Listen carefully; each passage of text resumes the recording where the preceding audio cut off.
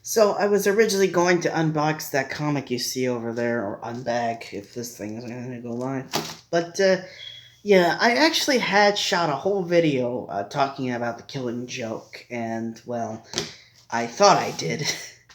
I was talking in front of my camera while I opened it up and everything, and then, well, ultimately it turns out I didn't even have the camera on. So I just said, whatever. And I put it aside and put it off talking about it until I had something else to open. And I was actually going to do it yesterday, talking about Batman Earth 1, which I'd also ordered. But as it turns out, I was kind of ripped off. I paid like $8 for what I thought was a used copy of a softcover edition of the book, because it said Batman Earth 1 in softcover. But it turns out what they sent me was just, it was a preview issue released for free as a promo back in 2012 when the book was coming out. So, yeah, they ripped me off and sent me not even the whole book or a chapter of it. They sent me a free promo comic that barely had anything in it, so I really don't want to talk about that. But, that aside, Batman the Killing Joke, the deluxe edition. Now, I'm probably going to be a lot shorter than what I originally said about this. I read the whole afterword and all that, before and a beforeword. But yeah, this was originally released in 1988, had an animated adaptation in 2016 that's kind of infamous. Um, and it's by Alan Moore and Brian Bolland. Moore was the writer, one of the last projects he did for DC after completing Watchmen. Bolland did the artwork, and the original color was done by Dave Gibbons when this was first published. Um, Now, I say the original color because this deluxe edition, what Brian Bolland did, Alan Moore had long since cut his ties with DC by 2008. For both this comic's then 20th anniversary and the upcoming release of The Dark Knight, Brian Bolland actually had all the color redone in his own unique style. Like, he redid it as he originally intended. So these flashbacks you see here, they originally had a lot more of a bright, almost neon-y glow to them that was pretty common for Dave Gibbons at the time. In fact, it was very similar to the coloring he did for Watchmen. And even the in-color segments, they were also given a redone to be less bright and noticeably neon and definitely a lot less 80-ish. Yeah, a lot of nightmare faces in this one. Interesting trivia note about this panel. That's actually it's taken from the cover of Detective Comics number 27, the first appearance of Batman, and it's slightly modified. Modified from that. Yeah, we got the infamous shooting of Barbara Gordon, aka Batgirl, that left her in a wheelchair for, God, over 20 years, up until the 2011 reboot brought her back as Batgirl and said this was temporary. Joker's origin, loosely adapted from, well, not adapted, but rather based on the 1951 story, The Man Behind the Red Hood. In fact, there's a scene here, I have it in that book over there, and there's one image in here that's almost exactly like from that one, this panel right here. The only difference is the text has been changed to where instead of being expository about how the Red Hood is swimming in the water, as was common at the time, it's just, dialogue.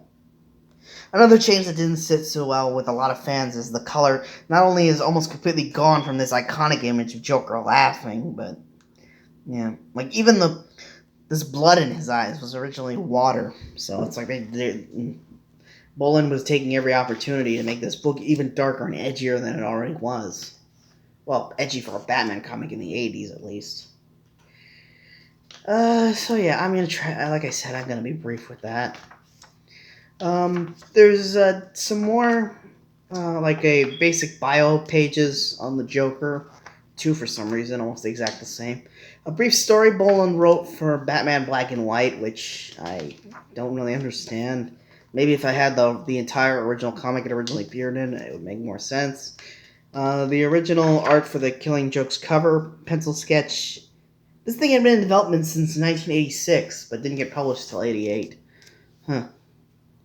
Um, Deluxe edition dust jacket cover from 2008. Some work in Oh, yeah, like So apparently Brian Boland, although he wasn't credited, actually did the cover for the greatest Joker stories ever told paperback, released a year later. And basically have the original art here, although I kind of see it now in hindsight. Cover from Joker, Last Laugh, 2001. I should look into getting that one. Maybe for this. The Art of Brian Boland cover, yeah. So basically the back just contains a lot of bonus features, like a bunch of work by the artist. There's Harley. Unfinished sketches, that kind of stuff. And of course the DVD cover for the DVD Blu-ray cover for the Killing Joke animated film that came out in 2016. And one last thing I want to talk about this is this quote up here. I love The Killing Joke. It's my favorite. It's the first comic I've ever loved by Tim Burton. It was probably put there because this is a story that Tim Burton read The Killing Joke, and it was literally the first comic he was able to read because he had a reading. He had trouble reading throughout most of his life. Supposedly it was dyslexia. So yeah, he was able to read The Killing Joke from panel to panel, even though he had always for years wanted to get into Batman comics. It's just that he never was able to because of his dyslexia. But The Killing Joke, the way it's formatted and laid out, it was a lot easier for him to follow the panels and actually understand the story.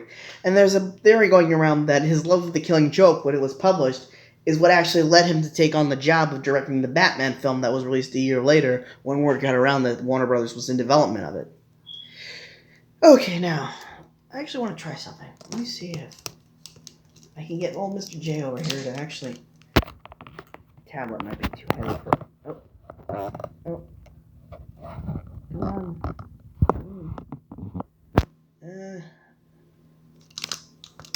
Oh. Wait. No.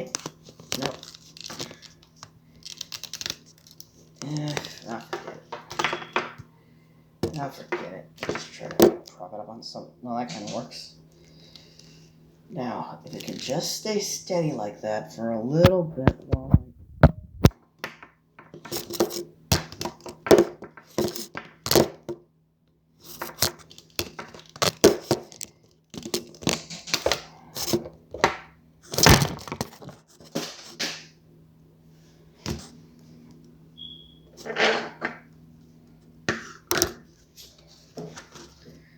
it's too top heavy.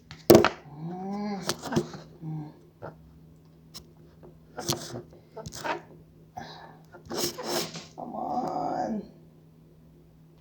Okay, now, let's quickly cut open this.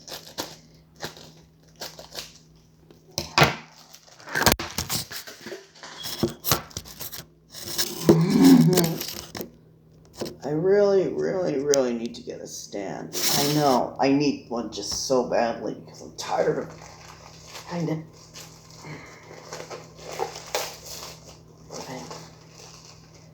Okay, there we go. But the order form is right there. Get that out of there. So, just don't.